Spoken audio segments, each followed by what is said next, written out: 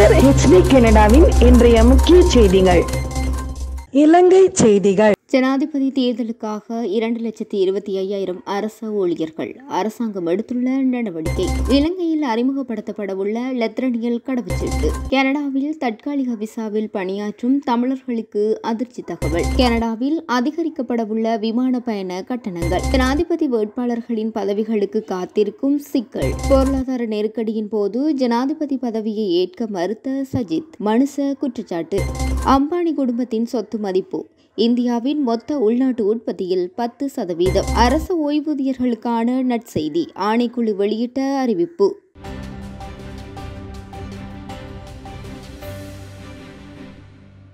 ஜனாதிபதி தேர்தலுக்காக 2,25,000 அரச ஊழியர்கள் ஈடுபடுத்தப்பட உள்ளதாக தேர்தல்கள் ஆணையாளர் நாயகம் சமன் ஸ்ரீ ரத்நாயக்க தெரிவித்துள்ளார்.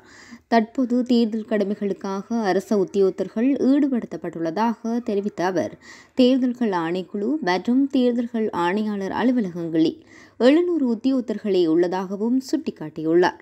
ஜனாதிபதி தேர்தல் முடிவுகள் வெளியாகும் வரை இந்த அதிகாரிகளின் சேவை தேவைப்படுவதாகவும், இது தொடர்பாக மாவட்ட தேர்தல் அதிகாரிகள், மாவட்ட செயலாளர்கள் உள்ளிட்ட அனைத்து அரசு அதிகாரிகளுடனும் கலந்துரையாடப்பட்டுள்ளதாகவும் ஆணையாளர் தெரிவித்துள்ளார்.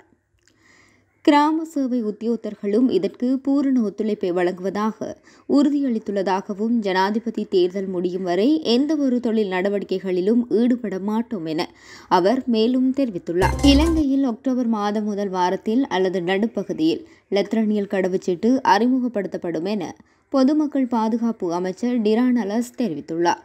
கடவுச்சீட்டுக்காக தற்போது செலுத்தப்படும் தொகையை செலுத்தி குறித்த இலத்திரனியல் கடவுச்சீட்டுகளையும் பெற்றுக்கொள்ள முடியும் எனவும் அவர் குறிப்பிட்டுள்ளார்.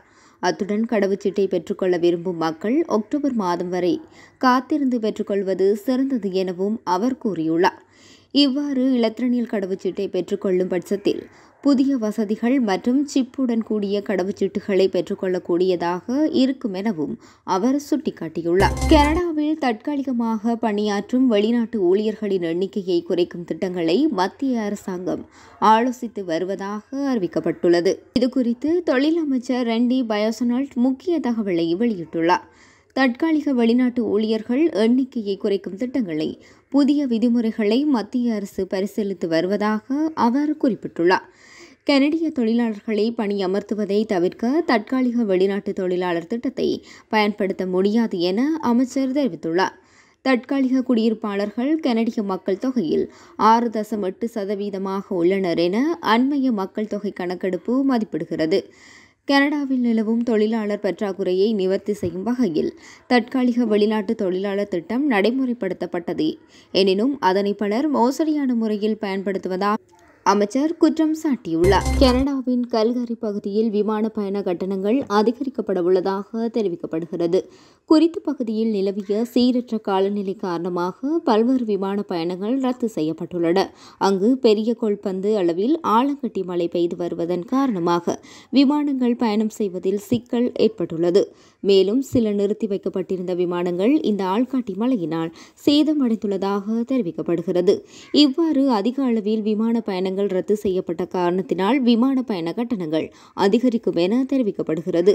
குறிப்பாக வரையறுக்கப்பட்ட விமான பயணச்சீட்டுகளே காணப்படுவதனால் அதற்கான கேள்வி அதிகரிக்கும் எனவும், இதன் மூலம் விமான பயண கட்டணங்கள் உயர்வடையும் எனவும் எதிர்வு கூறப்படுகிறது. எந்தவொரு வேட்பாளரும் தேர்தல் சட்டங்களை மீறினால் ஜனாதிபதி தேர்தலின் பின்னரும் அவர்களின் பதவிகளை நீதிமன்றில் சவால் செய்ய முடியும் என தேர்தல் ஆணையாளர் நாயகம் சமன் ஸ்ரீ ரத்நாயக்க தெரிவித்துள்ளார்.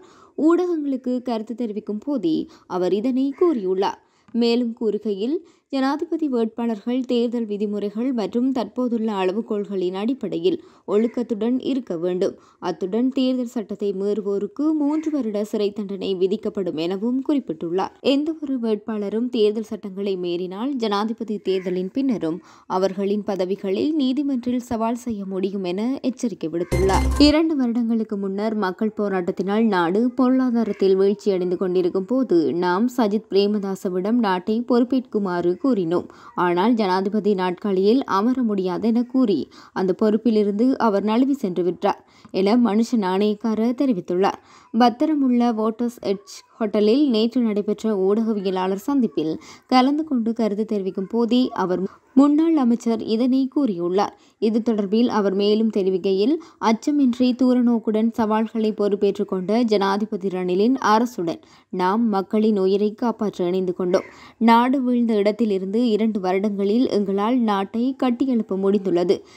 ஹரின் சுற்றுலாத்துறை மூலம் நாட்டுக்கு டாலர்களை கொண்டு வந்தார் எனவும் குறிப்பிட்டுள்ளார். இந்தியாவின் மதிப்புமிக்க குடும்ப வணிகங்களின் பட்டியலில் அம்பானி குடும்பம் முதலிடத்தில் உள்ளது. பார்க்லேஸ் குரூன் இந்தியாவின் மிக மதிப்புமிக்க குடும்ப வணிகங்களில் 2024 பட்டியலின்படி அம்பானி குடும்பத்தின் மதிப்பு 25.75 டிரில்லியன் ஆகும்.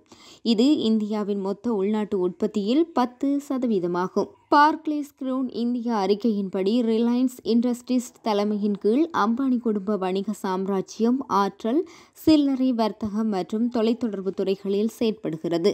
பார்க்லேஸ் குரூன் இந்தியாவின் இந்த தரவரிசை மார்ச் 20, 2024 வரையிலான நிறுவனத்தின் மதிப்பீட்டின் அடிப்படையில் அமைந்துள்ளது. இந்த மதிப்பீட்டில் தனியார் முதலீடு மற்றும் திரவ சொத்துக்கள் சேர்க்கப்படவில்லை. அரசு ஓய்வூதியர்களுக்கான 3000 ரூபாய் இடைக்கால கொடுப்பனவை தேர்தலின் பின்னர் எதிர்வரும் அக்டோபர் மாதம், செப்டம்பர் மாத கொடுப்பனவுடன் சேர்த்து வழங்குமாறு அரசாங்க பிரதிநிதிகளுக்கு அறிவிக்கப்பட்டுள்ளது. குறித்த அறிவிப்பை தேர்தல்கள் ஆணைக்குழு நேற்றைய தினம் வெளியிட்டுள்ளது. இதேவேளை தேர்தல்கள் ஆணைக்குழுவின் உத்தரவை மீறி அமைச்சுக்களின் செயலாளர்களுக்கு கொடுப்பனவு வழங்குவது தொடர்பில் சுற்றறிக்கை வெளியிட்டமைக்கு எதிர்வரும் 12ஆம் தேதிக்கு முன்னர் உண்மைகளை தெளிவுபடுத்துமாறு பொது நிர்வாக அமைச்சின் செயலாளருக்கு தேர்தல்கள் ஆணைக்குழு அறிவித்துள்ளது.